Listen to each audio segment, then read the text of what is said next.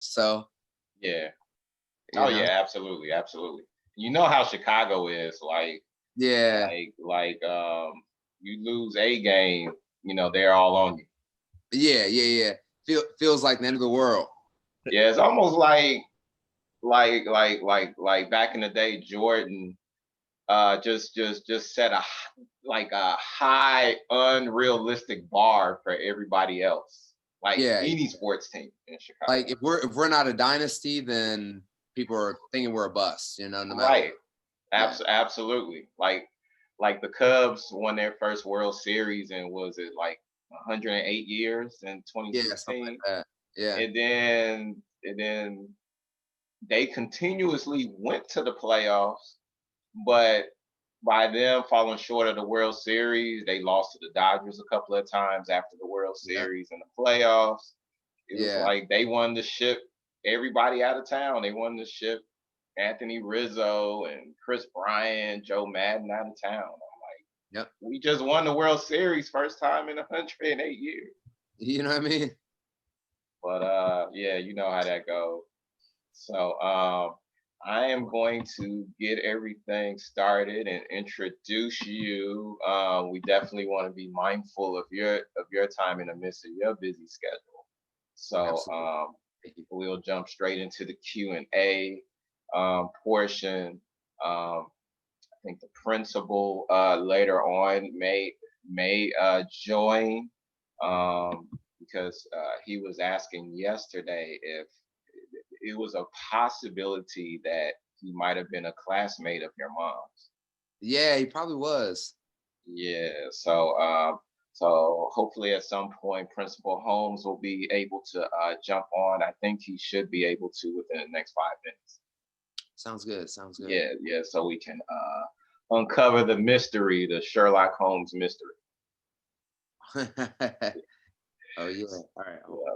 yeah. So without further ado, joining us today is a Chicago hometown hero, a huge Chicago Bears fan who makes sure that NBA great Chris Paul, NFL quarterback legends Pat Mahomes, Aaron Rodgers receives the best interest rates in the world.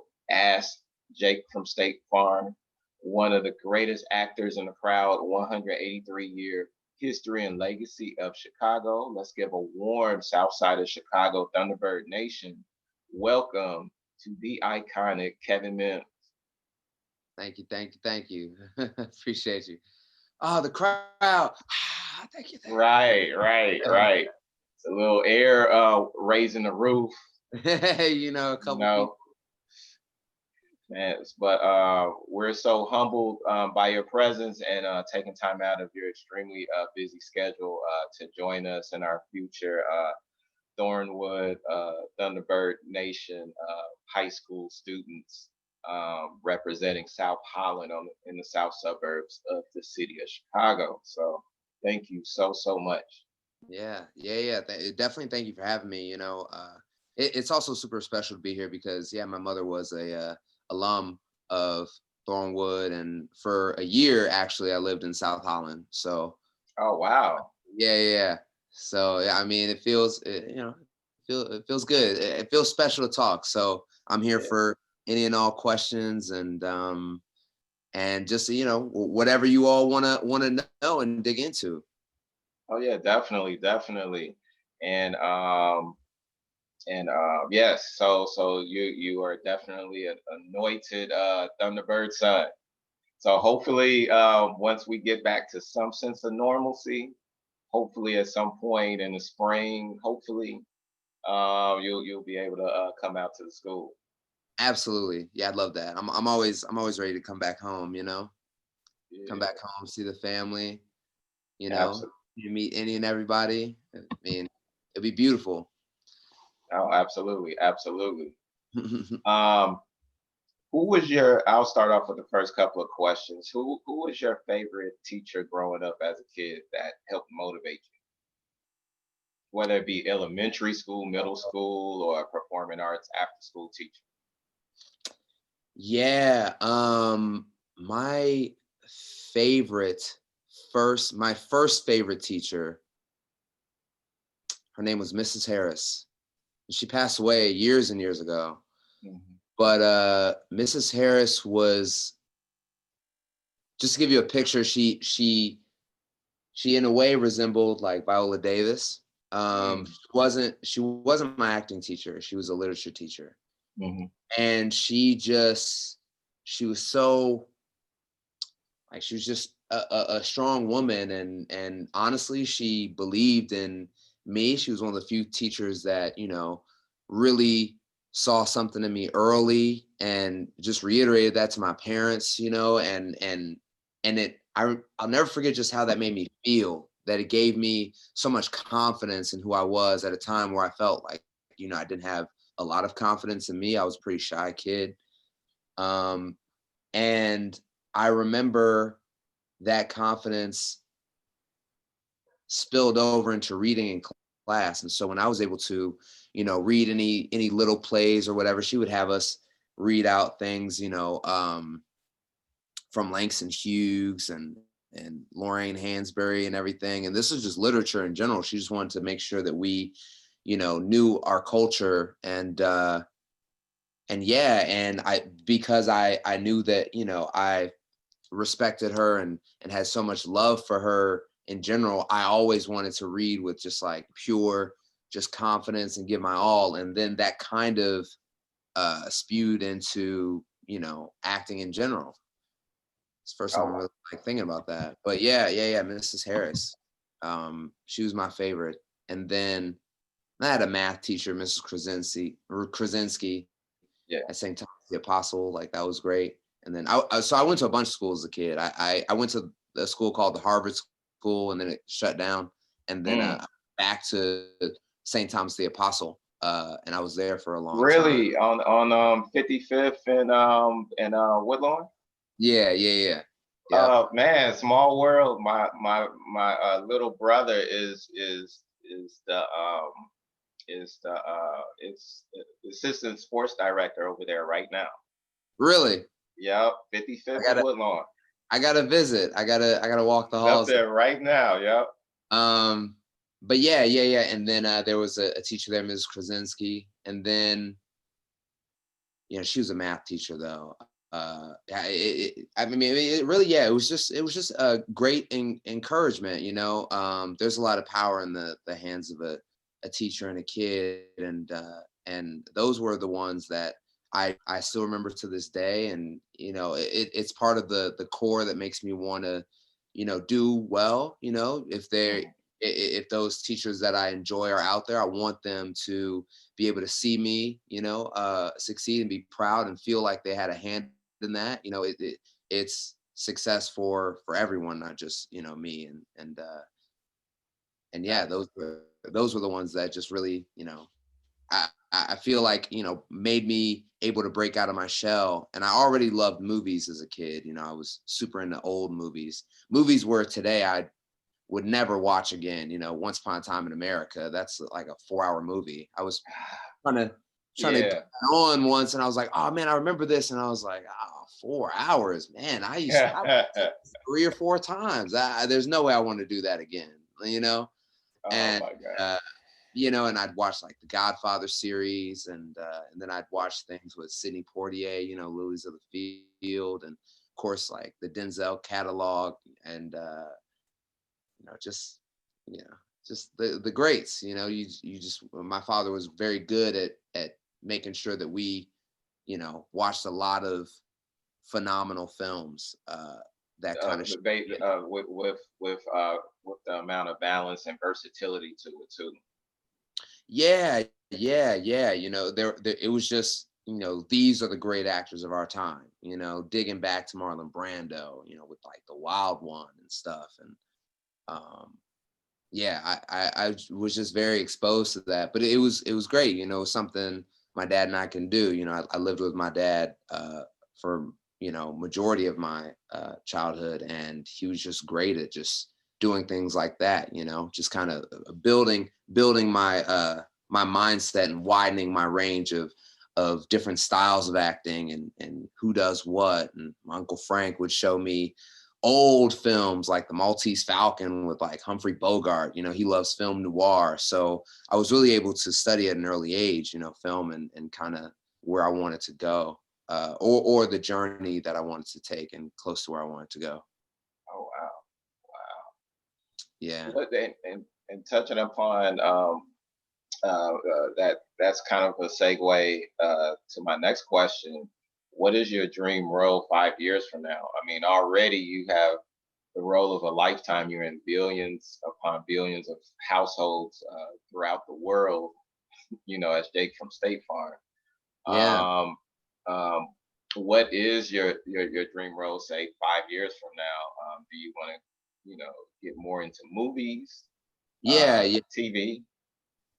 Yeah, so I mean, and this is just probably just my idea of the blueprint, you know, for me. Everything I've ever gotten has always been like brick by brick. You know, there was definitely I didn't know any connections or anyone, you know. So uh, I've just kind of seen that, you know, my career is always a slow progress, and so I know that like 5 years from now, um, I'll probably be doing some romantic comedy somewhere, you know. I look pretty young, so you know, I have to wait for me to age up. The roles that I really want, you know, are roles for, you know, older guys that look older. So they'll probably have me in some romantic comedies for a good while. And then after that, you know, I'll bust out a villain role and steal an Oscar, you know, if I can, you know, do a little switch up. But that's just because, you know, for me, you know, and even though, you know, right now I just have 30 seconds, for me, I'm using these commercials, you know, as training, you know, to get better. They throw the lines on you right before you're about to film anyway. And I want to be able to always make a good choice and always be able to keep up time, always have that air and message in there and keep it where it is close to me. And you know, me being Jake, I really want to make it how I talk to my best friends or anyone that I talk to. I don't want to make it something super wacky or crazy or quirky or out of the blue. I want to make it as real as possible, where it's a real life situation of seeing someone uh you know, being Yeah, asked about insurance rates, you know, right. and and for me, that hopefully will open the door to doing certain movie roles that, you know, are profound and bring the family together. And Absolutely, absolutely. How many people did you have to audition against for the Jake for the State Farm opportunity role?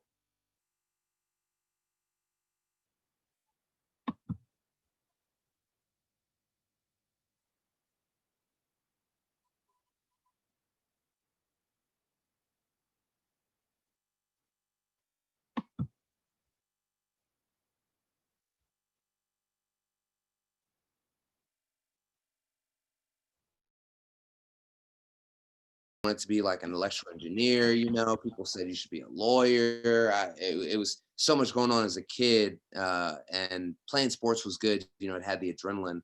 But starting with, you know, reading in class just aloud alone felt good. And there were times I was funny.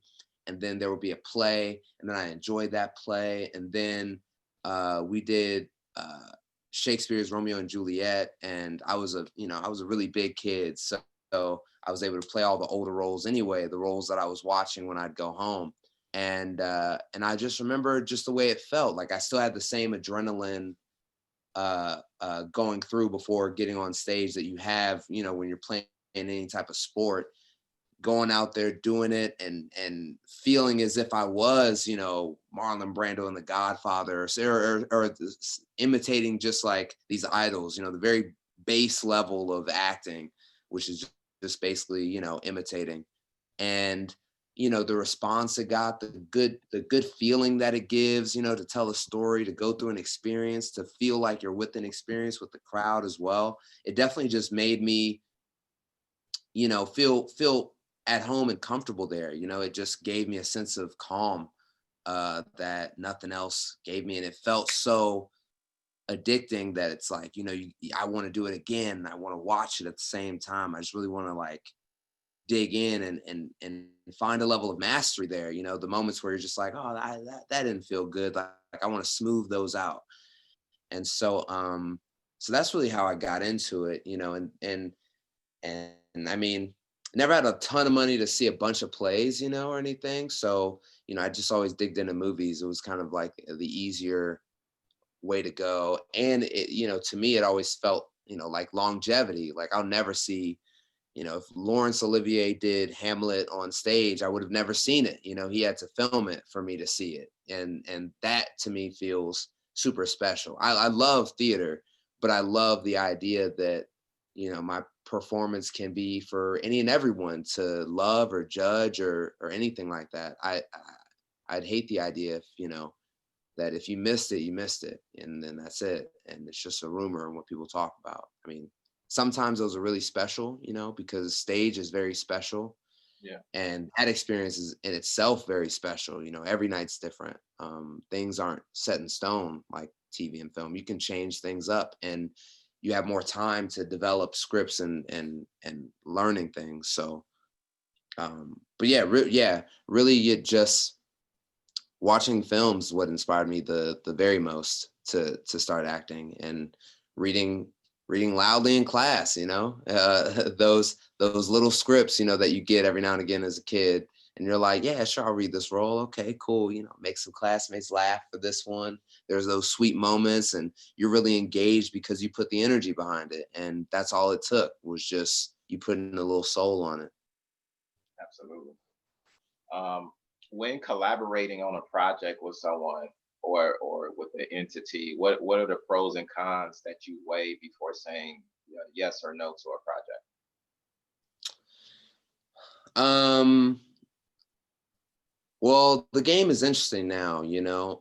Social media plays a large aspect too. You know, people that do skits can also get into to movies and films and that have never had anything. But there's also a lot more content because there's stuff that's needed. So, you know, the pros of working with people is you see everyone's style, you know, and where you kind of fit in there.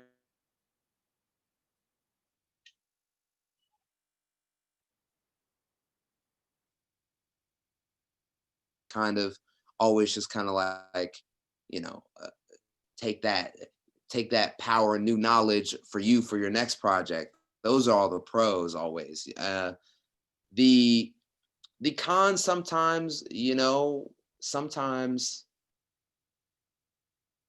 those athletes, you know, not anyone I've ever worked with, not like Patrick or Aaron. Patrick and Aaron are actually super cool, but I did work with Deion Sanders once, and he definitely was not about hanging out or anything. He was like, I was like, man, what shows do you like? He's like, I watch TV, like, looked away and everything. You know what I mean? And I was like, all right, well, it looks like we're just chilling in silence. Right before we do this scene, you know, he only wanted 2 takes. And it was like, I don't know what you're going through today, but all right, we got two. All right, we just did 2 takes. Cool. Like, I mean, what can you do? You know, you're powerless when it's a company that buys into a star there. But when it's other actors, you know, there's always a pro. There's a companionship that comes there because Mm, you set lines together. You know, the hard days are hard together. The great days are great together, and it does feel like a team.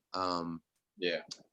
And and yeah. I think now with projects, you know, they do come in a little bit now as Jake, but I realized, you know, when I was first getting started, I was doing a lot of stuff in general just to be seen. You know, when you're starting out, it's really there is no in a sense. You know, there's just a yes, and I'll make it close to something that'll get me to the next step. Just because, you know, reputation is great, and networking alone is great, and you don't really network well if it's just through partying. You know, you network the best by giving your work and your time to people, whether it's free work or it's not free work, you know.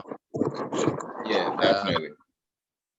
yeah, and so before it would just be to be seen, and nowadays I'm definitely taking more, not caution, but just trying to get back to the heart of why I would, want to act. The Jake has me seen very, very much. So I don't even have that aspect of, oh, I want to be seen and noticed so I can get more things. Now it's just what are the roles in the scripts that touch me or have a message or bring that closer feeling that, oh, this will bring a father and son together to watch this for movie night, or a family together to watch this for movie night, or years from now this will be something that people want to go back to and enjoy for the holidays, or for a moment in their life and time that they're going through. I want to make films like that, and those are the things that I'm reading right now, even though people you know look for me to be like, oh, this will be something like, quirky and cool to do for right now. I'm really looking at,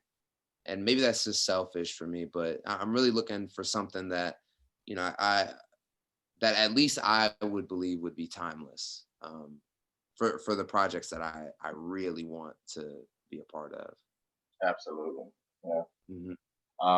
One of the students wants to ask, what actor do you look up to currently, actor and actress? And before you answer that, I want to give a special shout out to the assistant principal of the Thornwood High School, home of the Thunderbirds. Maria Brown is in the house. Hey, hey, AP everybody. Brown. How's it going? Hey, all right. How you? It is it is a pleasure to meet you. Like we've been doing SAT testing all day, and so I finally Wow. finished and was able to hop on. Yeah, we've got our seniors coming in sections so that they can test Woo, as per the graduation requirement. It was not woo. easy, I could How tell you y'all that. doing? Y'all okay? What's up, guys? What's going on? You, you know, we're a little tired, but we're all You right. know, okay, okay, good, good. Hang in there, You y'all. know, Hang in there. It'll be all right. It'll be okay. as long as we don't let go, right? Woo, as long as you don't let go. That's AT test. Oh man. Well, I'll do my best to make this exciting or something. Get some streamers and No, it's just so great to, officially meet you.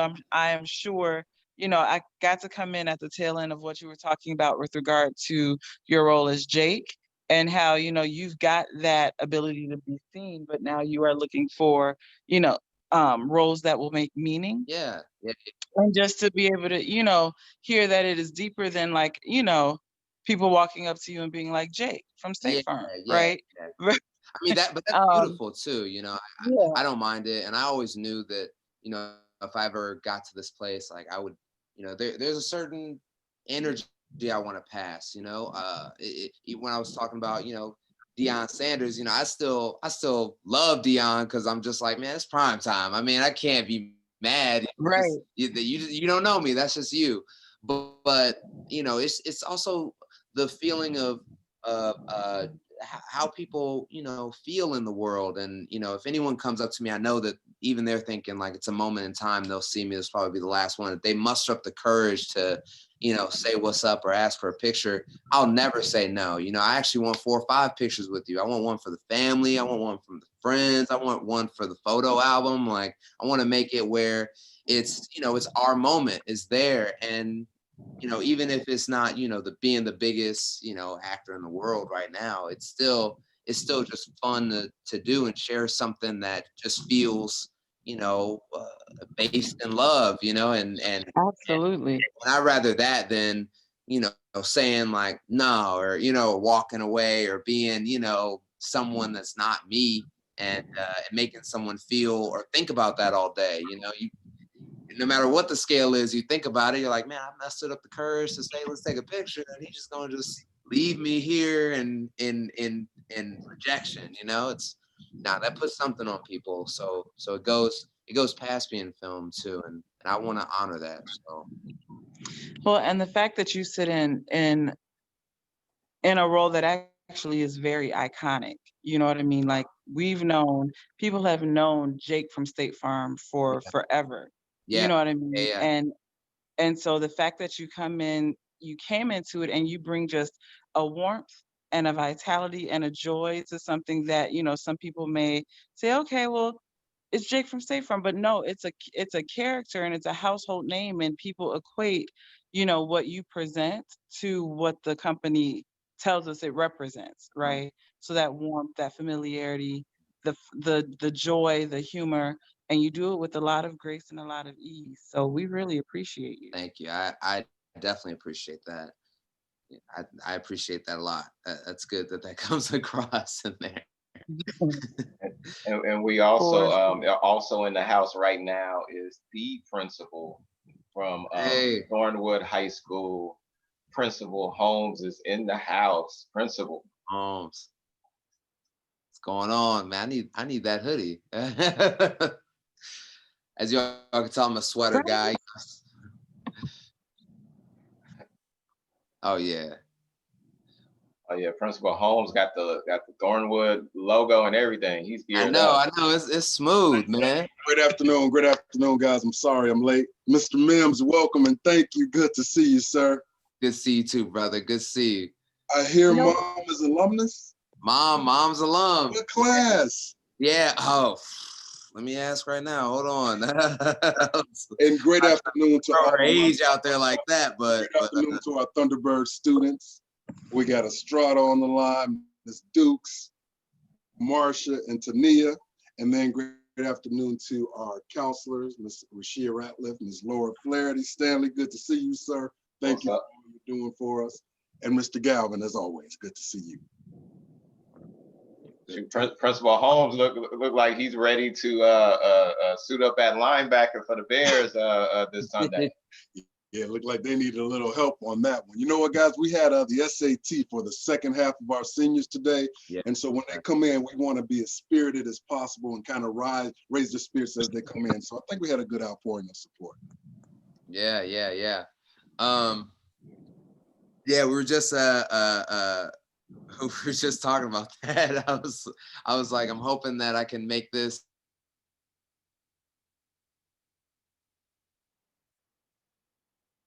whole, feeling of like, oh, did I answer number 48 right? You know what I mean? Right. So, but also, don't worry, you know what you know, and that's all you can kind of do with that, everything will be all right in the long run. But yeah, so my mom hasn't texted me back, but I think, I want to say, 60 something. We our first graduating Okay. class was I was like, okay, so no. 1972. She did. I'm telling your mom, Kevin. She Yeah. is not that old. Don't do that. Don't do that at all. I knew I threw that out there and was like, this feels wrong. Oh man, well, she's gonna be so mad if I said that. No, our first grad class was 72.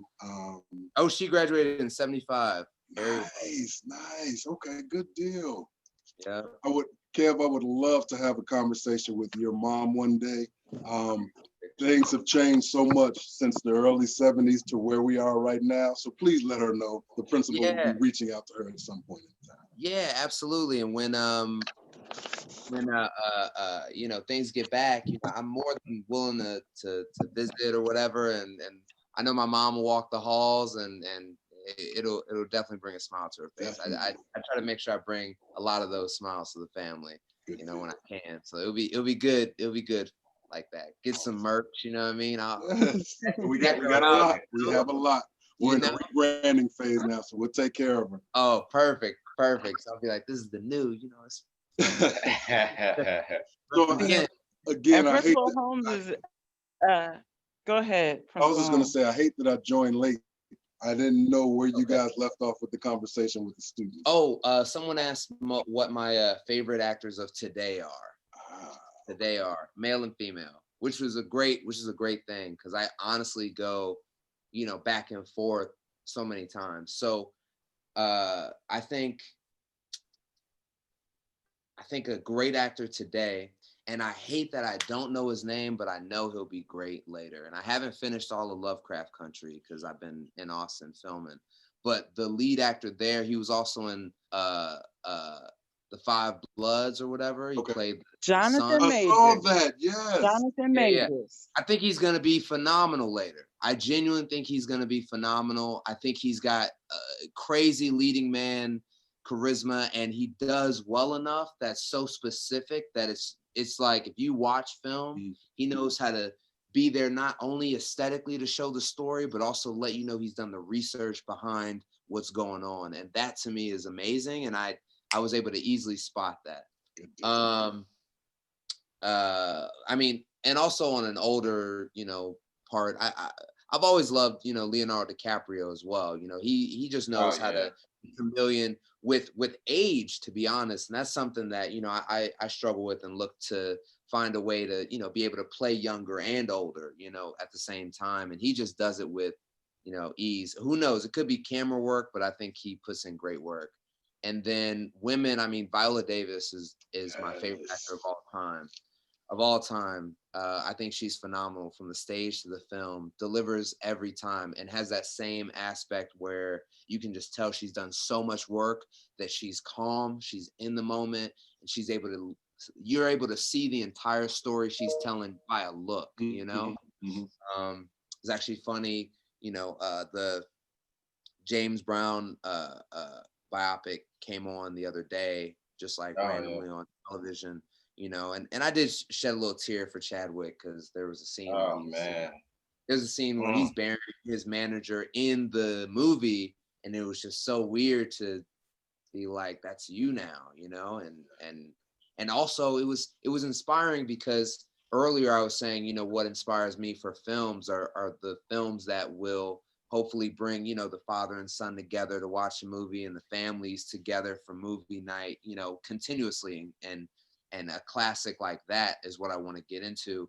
And I realized that, him knowing that his life was definitely had an end date, he made sure that he had those films like that. Where now, if it's like, oh, well, of course, you should know about Jackie Robinson. Well, if I don't want to just read it to you, I can show you this film. James Brown, boom. My favorite play by August Wilson's coming out with him and Viola Davis and Ma Rainey's, and those things like that are now there, and he's now timeless with those things. Yeah. And that's kind of the goal, especially for, Black actors. I feel like we just need to, as African Americans, we are the ones that, have to create our history here for today, and storytelling and entertainment is how we kind of do it, just to give us that longevity. There's not a whole lot of history they want to tell us, about Africa, and there's not a lot of truth they want to tell us about America. So we have to tell ourselves and everything, the true story of us and how we persevered and how we really came to. And, this art form is how I want to do it. And I feel like is timeless in doing it. But yeah, so anyways, sorry. Viola Davis is definitely one of my favorites. And then, Regina Hall. Even when she did in Watchmen. And here's actually, I remember the moment I said, you are definitely one of my favorite actresses of all time. It was in Watchmen. I think it was like episode 2 or 3. And sorry if I'm giving up a little bit of this, but a Klansman died, and she didn't know this guy was a Klansman. She knew that this guy looked out for her all this time or whatever, and he was hung, and she found out, and she plays like a superhero or whatever. And she goes back into her lair, and she's screaming on this cage. And it was the first time I feel like I've ever seen in a scene an actor scream, and I fully believe it. Wow. And it's just like, I feel that your heart was in there. Like you took the time to do that homework before set to realize what that person meant to you. So in that scene, in that moment, that was able to flush out as real and as natural as possible. And that's what it's about, doing that work. So that way, when the moment comes, it's just like, it's just an ultra instinct of, I'm just being, and I can really have people in that experience, and you can really feel me because you're feeling a part of my spirit, or the spirit that I created to come out. Man, Regina King, man, Brenda Jenkins, Oh, 227. I say Hall, my bad. 227. I say Hall, my bad. Regina King, yeah. Sorry. So I was thinking about that scene. I was like, Oh yeah. she was in the hallway and she was letting it out, and I was like, this is greatness right now. I'm watching this whole series. Oh, wow. But yeah, so those are my favorites, and of course, I've got, the actors that have inspired me, like I was saying before, Sidney Poitier, Denzel, of course, yeah. Marlon Brando, Robert De Niro, and a lot of things actually. Daniel Day-Lewis, I think, inspires me in the sense of homework. Mhm. I know a lot of people just love him and what he Two-time does. Oscar winner, two-time, yeah. You know what I mean? And that's phenomenal. I think that, Johnny I Cash, love, he was phenomenal in Johnny Cash. yeah. I just love the homework that he does, where you can just tell, got it, you were being this for the whole 3-4 months. Like you didn't break, you lived like this, what he did in Gangs of New York, and what Leo talks about for that is that's just phenomenal. So yeah, those are the actors that inspire me, even if I'm doing 30 seconds, 30-second commercials. So quick question, Kev. Yeah. Before I switched over to education in the early 2000s, I went to major in commercial advertisement. Oh. And I've noticed over the past few years, the move for major companies to use African Americans in their commercials. Right.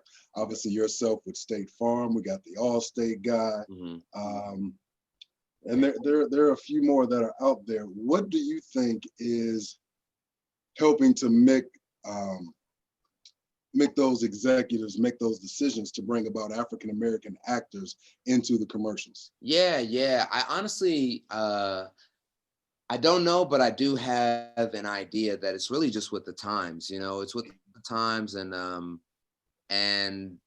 there are just so many, especially being in LA, for State Farm, they audition people in LA, Chicago, and New York.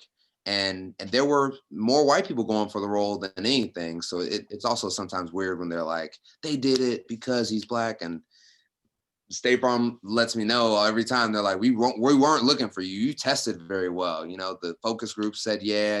My wife said, yeah. I said, no. You know what I mean? They let me know every time that I got it through, just being something that the people wanted. So I know that the people are what, voted me in. But I do think that there's just, an error in the fact that, this is a way that marketing hasn't, reached out, or had anything that goes to a demographic that, can fit their company or want to go or invest in their company. And we've seen everything like that before, not saying that, there shouldn't be, any actors, out of work, but there has been a surplus where we've seen what our idea of middle America is, a white family, and that's cool because that is middle America, but it's also a Black family, and it's also an Indian family. It's America, so it's everyone. And I think that slowly right now they're kind of realizing and testing that you can advertise anyone that you feel fit, of color, and it'll bring the same revenue and bring the same viewership, or still be shared or passed around and watched just as much as anyone else. And there's obviously a takeover in sports and music and stuff like that, and our culture is very appealing to people as well. And there's many levels in that. And I think that for advertising, as new people come in and want to be in advertising and create those ideas, I think that that's just what came across the table, and people are just like, yeah, I like the look, I like the color gradingness of it, and just they bring a coolness to it for some reason, and that's what I want for my brand now. And that's just what we kind of add to it, is we add a smoothness and a coolness. And I think it's great that at least on the commercial side, a lot of the stuff isn't stereotypical, of our culture. It's very much so, someone going to work, or classy in a car, or that sells insurance, or it's wholesome. It's not so one-sided of just like they do drugs, or they play sports, or they it's you're able to see us as the everyman. And I think that that's what's going to make it where there's going to be a lot more empathy towards just us, just because it'll be embedded into our mindset, and that's the new mindset now, so Thank you. I appreciate that. yeah. I think it just came across the table. Yeah. And then there's everyone in my commercial too. I'm probably I guess the main person of color, but I think that yeah, they'll bring more and more, and there'll be a shift in entertainment, especially after this year, and these times. There's definitely going to be a shift. All of us have changed, yeah, small, minute, or large. We've all changed, and I think there'll probably be a little entertainment renaissance right after this, of an explosion of creativity, and an explosion of quality as well, because we've been given time to give things quality when we were in such a cycle of get content out now. Like we've got new platforms to get more stuff, and I'm trying to all get seen, like da da da, and then those all get taken away, and now it's very small. And not only do we really value the quality of human beings and people and life, we're going to start valuing the quality of shows, because we're also used to binging those shows, and we want to have an experience, since we can't have a life experience, too much right now, not till later. But so yeah, so I think it's just the start of a really beautiful thing later on. Yeah, thank you for that. Yeah, of course. What was your favorite shows growing up? I'm kind of like you, from the mode of like a old soul, a throwback type of person. So Yeah.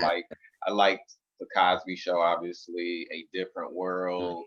Yeah, Different World was great. Fresh Prince of Bel-Air, Family Fresh Prince. Matters. Yeah, So what were your favorite shows growing up? And this is, of course, I mean, all of UPN, of course. Let's just say it like that. One on like, One. You know what I mean? Sad. Moesha. Yeah, man.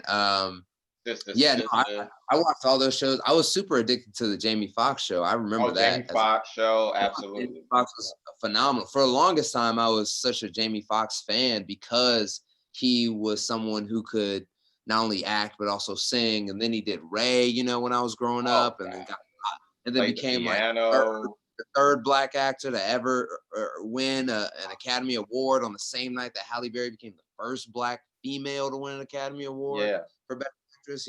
It was one of those moments I was like, yeah, man, this is one of the GOATs, never, he'll be doing this forever, and but yeah, so yeah, those shows were crazy to me. And honestly, I watched a lot of anime as a kid. I watched a lot of and I still watch anime today, and I really watch it because of the plot line. There's a lot of good anime out there that honestly they just do very well with just telling a fully realized story that has multiple motifs and facets to it. I think that's honestly why Parasite was able to win a best movie, and that was Academy. phenomenal. And it reminded me of an anime, where it's got the different levels. They talk about the different things of class and what elitism is. So from that alone, it was just like, oh, it's gonna win, because it has that baseline of those are how stories are told over there. America tries to kind of like simplify, beginning, middle, and end, and we love those happy endings. That'll be great, and if it's a bad ending, there's a lesson in there. But we got like 2 or 3 motifs and things, and South Korea and Japan have 4 or 5 within it, and it just really makes like a really juicy film. So I was watching anime stuff, and also just because it felt cool to feel like you've got a determination to be better every day.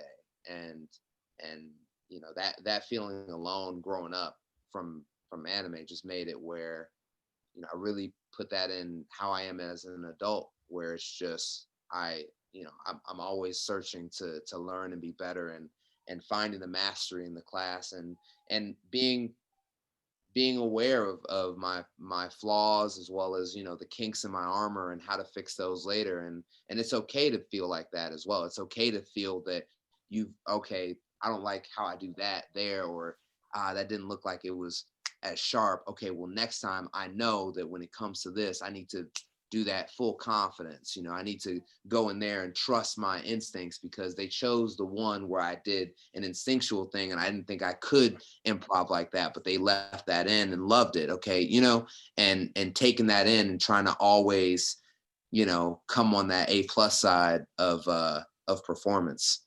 So yeah, anime. I say anime did that to me.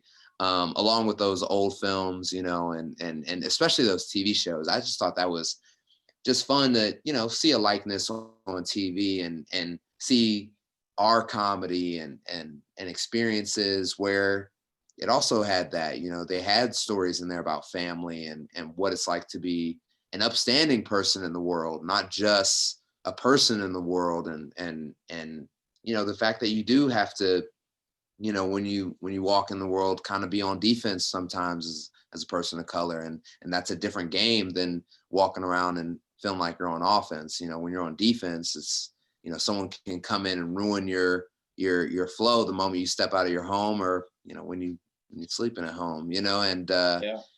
we want to, and that's a reality for us, and telling those stories, that's an American story. People act like, you know, it's not, but that's an American experience that should be, you know, always honored. And so UPN, I mean, they kind of cashed out and went their separate ways, but, you know, I wish that moment in time, and I hope and believe that that moment in time will come back, when we just have like a surplus of shows for our stories. You know, they already did say, who was it? I think it was I think it's not Lee Daniels, but it's somebody. They're doing there was a show, and I never saw the show, but it was called The Wonder Years. Okay. They're doing a show. You're making me feel old, Kevin. Why haven't you seen Yeah. the show, bro? I'm sorry. But I mean, I read about it, but only because they're gonna do a reboot of it, but it's gonna be a Black family at the exact same time. Oh, Wow. wow. And I thought, like, Wow. yes, tell the American, that's an American story. Yes, the Wonder Years over there is different from the Wonder Years over here. Same time, same experience, same setting, same news things going on, but different, you know. And we need stories like that out there, because, you know, it's important for everyone to know the history of us in real life, you know, and document it, and out there in art form, you know, so you can not only retain it as educational, but you can also feel it in your bones and your being. And that's how we make, you know, a change for, you know, a better world, really, is that knowledge of truth, you know. So What is your favorite method to memorizing lines? And also, it's a twofold question, especially in the wake of the COVID-19 pandemic. Obviously, everything is just being done remotely. How should a aspiring actor or actress, as far as audition, you know, because it's still auditions going on remotely or like on Zoom calls, how should he or she, from a preparedness standpoint, um, get gear up for an upcoming audition yeah, through this new world that we're living in right yeah, it's definitely a self-tape world. So I say, you know, definitely get on Amazon. I mean, I've gotten on Amazon to do self-tapes, and get yourself, you know, the blue backdrop, you know, a foldable screen looks great because it never gets wrinkled, you know. Hang that up, gets 2 soft boxes, you know. Make your self-tape look as if it's the scene, or you don't have to dress the set or anything like that, but make it look clean, like that background. Hold on, maybe I have like a picture example of just kind of how I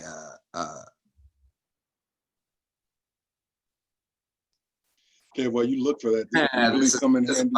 Yeah. But so like, you know, like your background, I don't know if you can kind of see, you Yeah. know, you just want to be well lit and just want to have it clean and kind of cropped, you know, they just need to see that much and you act a little bit off the camera, but they got to see those eyes, you know, especially for TV and film. That's the focal point, you know, and it shows a lot. You don't have to do too much. You just got to make sure that you connect and don't worry about, you know, what anyone is seeing. They're gonna get it. Just be in the moment. So definitely, you know, make it where that self-tape is the best production of yours ever. And you really can do it with a phone, you know. If you have it in 4K, it's definitely going to, you know, upload a little slower, I'll be honest. But you know, you bring it down and you just kind of press on in there and change the little lighting on there and you'll be more than fine. And so that's kind of how you prepare for that aspect. Memorizing lines, you know, I'm actually not at the top of my game for memorizing lines. You know, I've met people, it's really just practice. You know, I've met people that have done soap operas and they become masters at it because they'll get, you know, 12, 14 pages, you know, the day of at lunch, and they'll have to be able to come with it on set, you know, but that's why they look like that. And, you know, for me coming from theater, it's actually slowed me down a little bit because I'm so used to every word having a meaning. Every punctuation has this, and having those times and months to really dive into the character, do the research, not worry about the lines and go as I go. And since I transferred into TV and film, I've had to kind of not take a shortcut, but definitely just go off of the confidence of it's already in there, you know, and I'll write it out sometimes.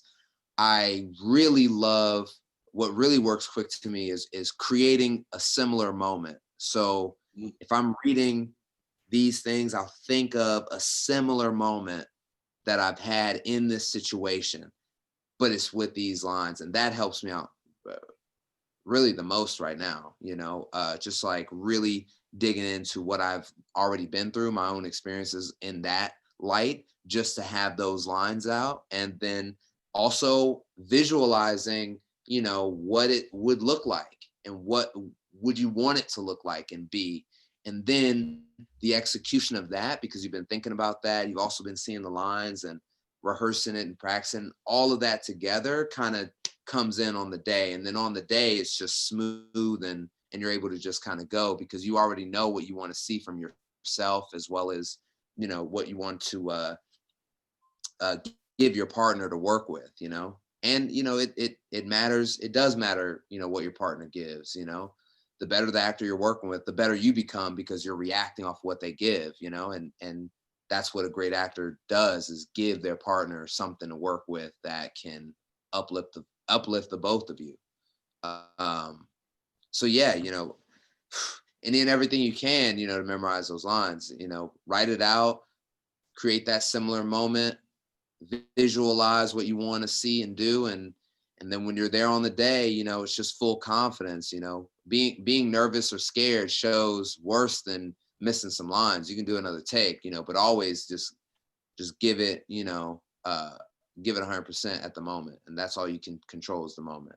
You know, there was a thing even where they're talking about, you know, Michael Jordan and or it was Michael Jordan or Kobe or something, and they said, you know, are you ever afraid of, you know, missing that last shot? And they're like, you know, how can I be afraid of a shot I haven't taken yet? And that's how I approach each take. You know, it's like I haven't done it yet, so you know, it could be phenomenal, it could be trash. So it's like, but all I know is I'm coming with this, and I'll adapt as I go. Or okay, they're coming like that, so maybe I want to give them that.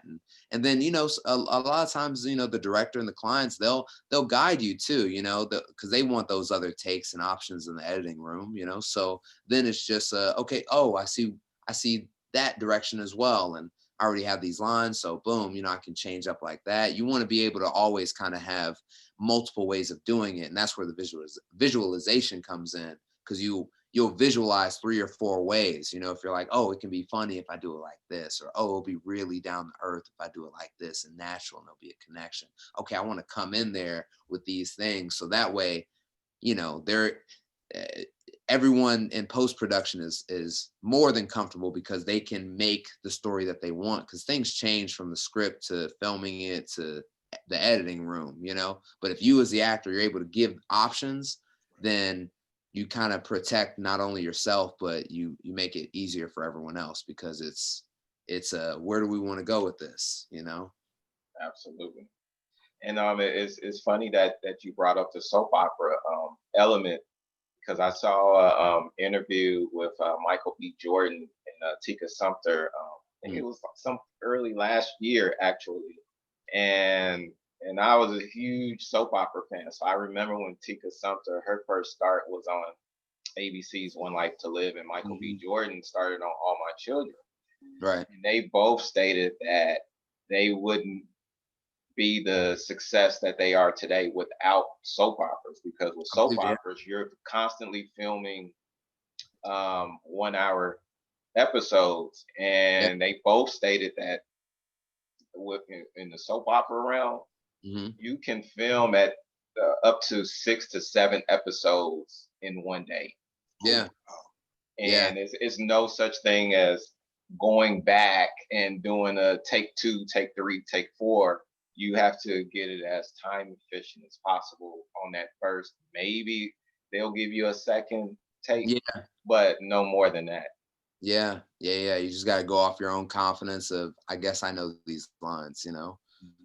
But yeah, my friend Hunter King, you know, she used to cry when she got those pages, you know. And now, I mean, you know, you give her 2 or 3 pages to read for your self-tape, you know, to help you, and she's off book, you know, great choices, you know, giving you things to work with, you know, and fumble around being like, I don't know how you were able to get this so quickly, but it's just that training, you know, alone. And so, like I said before, you know, with these commercials, they give it to me, you know, right before I'm about to film. And so even though they're 30 seconds, like that's what I'm trying to do is basically be able to retain that and then still have those options and still be able to roll through a catalog of choices to make in the moment, you know? So yeah. The learning lines quickly is just something that you just have to do, you know? It's something that you just, the more you do, the better you'll be. Repetition, yeah.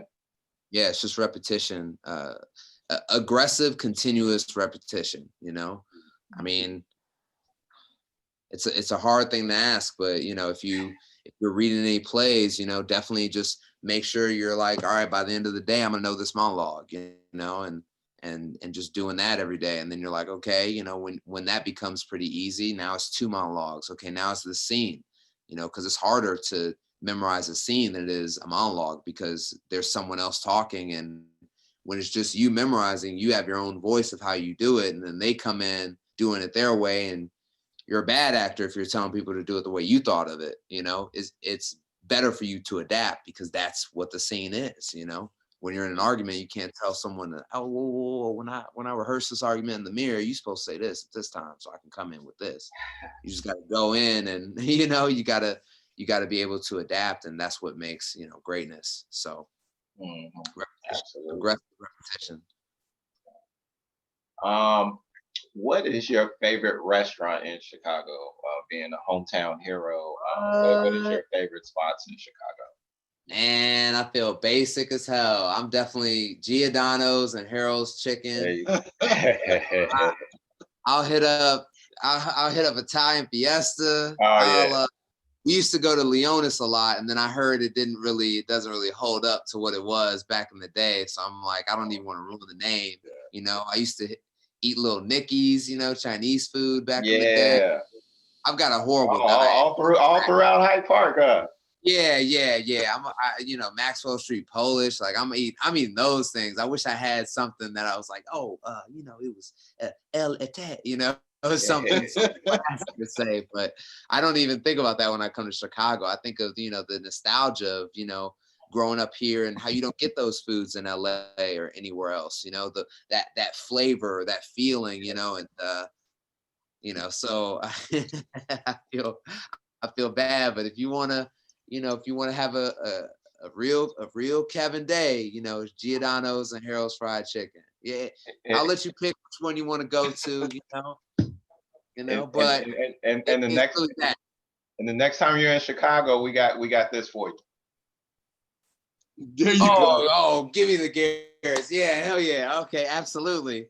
Okay, thank you. Yes. We got buckets of these on behalf of Thornwood.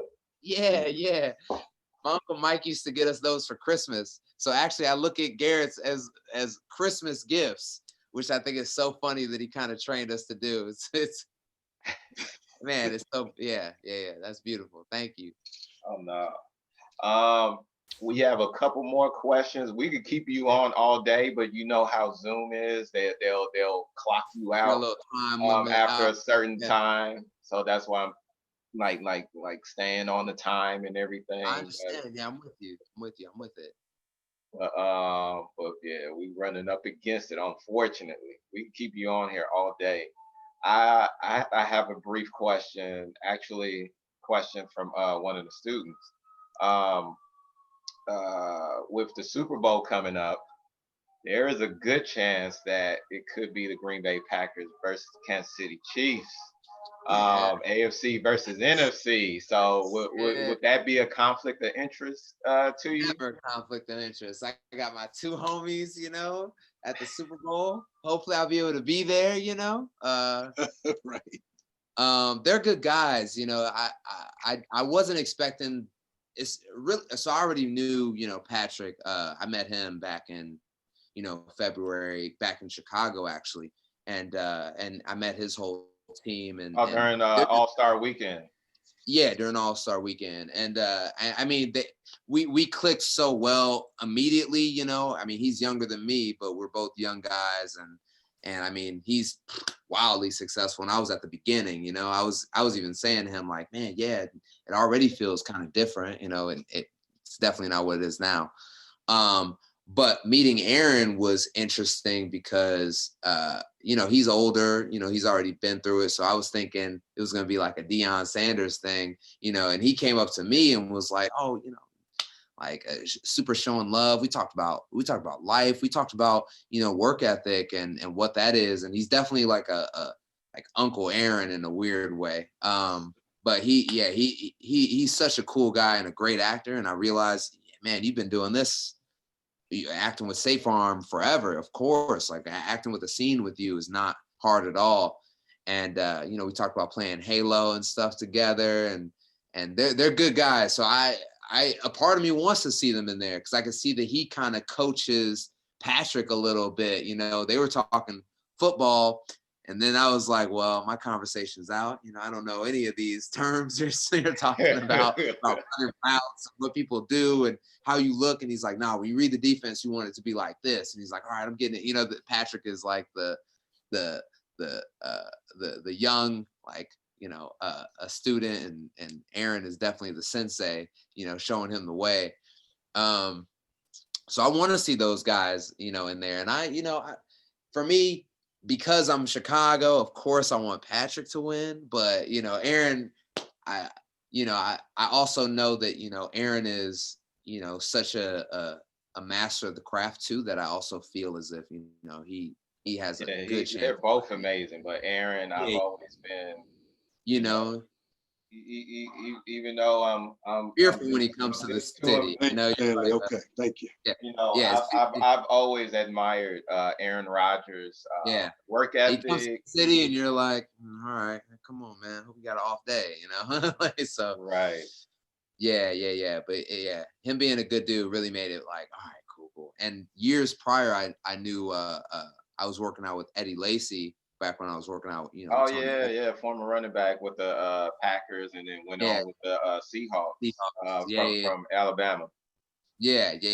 And I mean, I met Eddie, and it was the same thing of like, man, I'm Chicago, man. I can't be having all these Packer friends. Like I gotta a couple of Chicago players. What am I doing, guys? Come on, man. Stop being cool. And yeah, Eddie's a good guy too.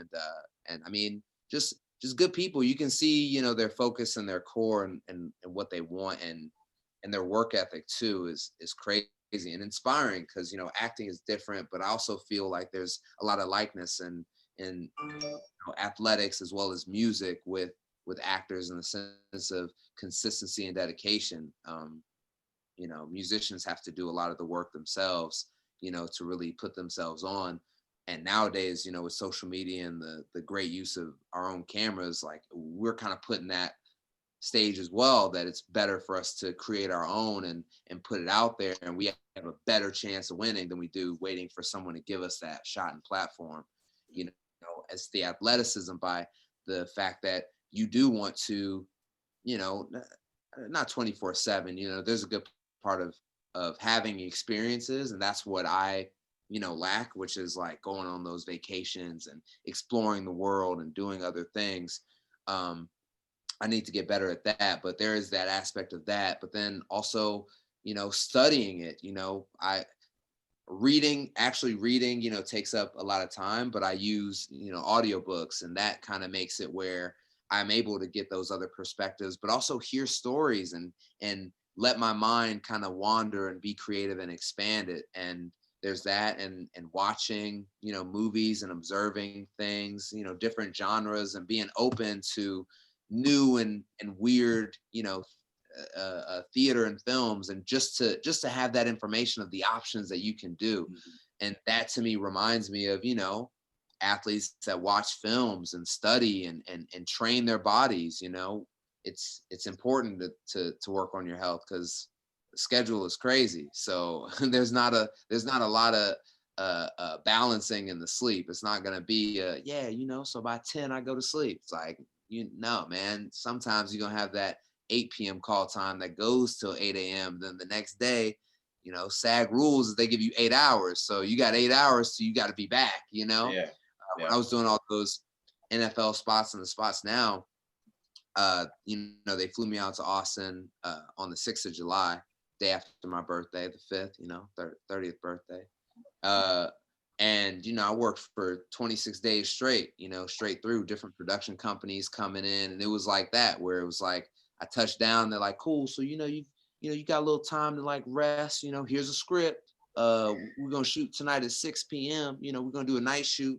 You know, you're going to do a bunch of stuff for some drive-throughs. And I was like, oh, okay. And like the next day I had like a fitting, you know, at 10 a.m., you know, and then it's like, you know, I just didn't stop until, you know, basically August. And it was gratifying, you know, because of the athlete side of me, you know, the Mamba mentality side, where it's like I did it. Like there were times where, you know, I was super tired and I just chugged that coffee back and did it. There were times where I was fearful, where they made there be I had to like act in front of a beehive, like an actual live beehive. And I'm not about bees at all, you know? And they were like, you know, medics there. And I was like, oh, and they're like, bees hate red. I'm wearing bright red, man, you know? But you know, I still didn't get stung, and I still, you know, loosened up in there, and all these, you know, there's so much gratification and accomplishing through struggle in a weird way. So Yeah. sometimes, you know, that's what acting is like, you know, being like, I'm gonna put my whole arm in this hungry wolf's mouth. And Yeah. me getting out of that is what makes it all exciting. But the fact that I'll do that is what makes people want to watch, you know, not literally, but, you know, metaphorically is, you know, you want to have that type of courage and attacking of the work and whatever you need to do with that full tunnel vision focus, because that's what's going to make people, that's what you allow people to watch and go away with, you know, whether it's for a second, people love it or not, but that's just the energy behind it is that type of focus. Oh yeah, definitely, definitely. I'm gonna throw it to Principal Holmes. We only have about 2 more minutes, but we have a robust tradition at the end of all of our Zoom calls. Take it away, Principal Holmes. Thank you, Stanley. So, Kev, what we like to do here, it's all about the school spirit, right? We want to make sure our students are motivated when they come to Thunderbird Nation. Right. So how we've been signing off on these meetings, if I go on the intercom at school, I'll say a speech or whatever, and before I close out, I'll say, and as always, and the students will respond, "Go T-Birds," right? And so Right. before we We close got like out 90 today, seconds, y'all. all right, so before we close out today, I'm going to take an attempt at this. Guys, when you hear the "and as always," everybody's going to respond, "Go T-Birds," all right? Yeah. Mr. Mimms, Stanley, thank you for hooking this up for us today. We appreciate all of your awesome advice, all of your anecdotes, all of your stories. Hopefully our awesome students got something from this today. I know that Mr. Galvin, Mrs. Ratliff, we saw Mrs. Flaherty on earlier. A.P. And my Brown. awesome assistant principal, A.P. Brown, for hooking this thing up. Certainly enjoyed you. And we certainly want to keep that connection. Please make sure Mom knows I will be reaching out to you. Let's make it a great day. And as always, All right. Go T-Birds. excellent job, guys. Thank you so much. Really appreciate you. Hey, thank you all for having me. Seriously, I loved it, and I'm here anytime you need me. Good deal. Thank Awesome. you. We're gonna Thank you take your so much. All right. Thank you all. Yeah, and remember, next time you're in Chicago, we got that Garrett's for you. Hey, I'm ready for it. I'm ready. All right, you all. Hey, have a great day. All right. Talk to you soon. All right, bye.